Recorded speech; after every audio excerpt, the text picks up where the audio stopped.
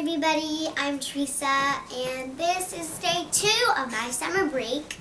And I read you chapter 5 of Amelia, Bedelia Shapes Up yesterday, so today I'll read you chapter 6. Chapter 6, Get the Sense Back. Amelia and Bedelia went downstairs to the family room. Her father was snug as a bug in his recliner. He was eating chips and dip and watching football. Amelia Bedelia sat on the footstool. She did her best to look interested in the game, which was just beginning. Football had always baffled her, but her dad loved it, so she was open to giving it another try. "Why is that guy dressed like a zebra?" she asked, pointing at the man in a black and white striped shirt. "That's the referee," said her father. "He makes sure the players follow the rules. See, he just flipped a quarter to decide which team will kick the ball to the other team." "Who are those two other guys on the field with him? The ones wearing numbers?" asked Amelia Bedelia.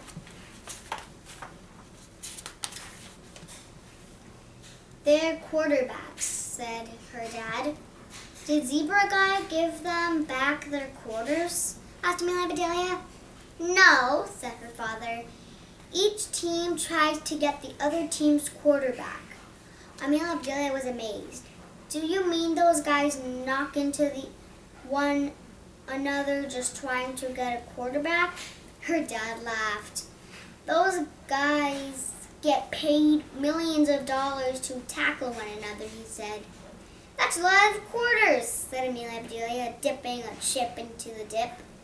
Once the game began, Amelia Bedelia's father acted as though he was playing too. He yelled at the TV, telling the players where to run, when to pass, and how to tackle. He spent every minute cheering and booing and even jumping in the air and grabbing his hair. "Maybe you ought to play football instead of golf, Dad," said Amelia Bedelia. Her father was not listening. "Uh-oh," he said. "Our quarterback is behind the 8 ball. Gosh," thought Amelia Bedelia. "Even the ball has a number?" No wonder she was clueless when it came to football. It was all about math. There were scores and penalties and measurements involved. Football players were covered in numbers, and some players were even fractions. She could hear Miss Robbins now. "If a quarterback has the number 12 on his uniform and you divide that by 4, what number is he really? If a halfback has the number 20 on his uniform, is he really a 10 or 5? Amelia Bedelia discovered that the game itself was divided into quarters. At halftime, she and her dad watched a band marching around the field in fancy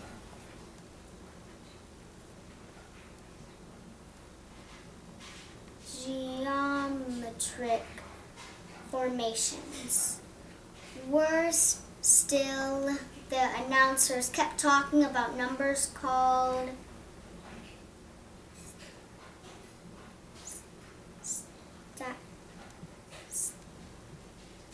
statistics,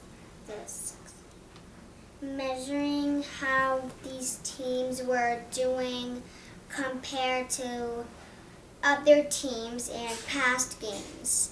Numbers kept pouring off the screen, flowing out of the speakers, flooding the family room with a tidal wave of math that left her floating on her footstool in a sea of arithmetic. "Thank goodness for the yummy chips and dip.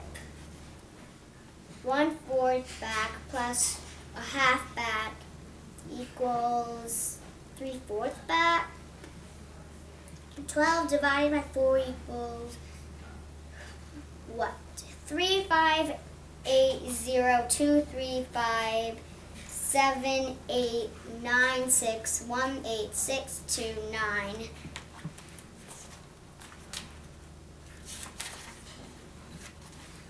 Then Amelia Bedelia heard a sound that was music to her ears.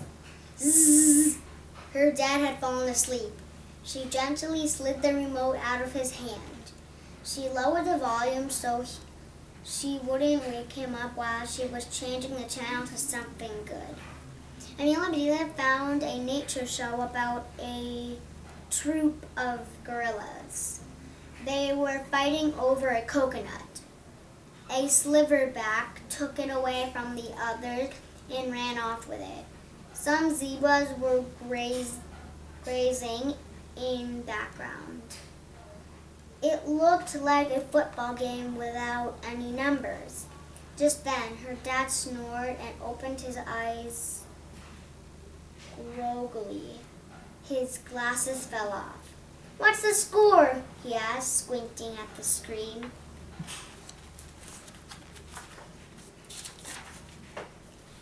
21-14, said Amelia Bedelia, remembering the score of the football game before she switched the channel.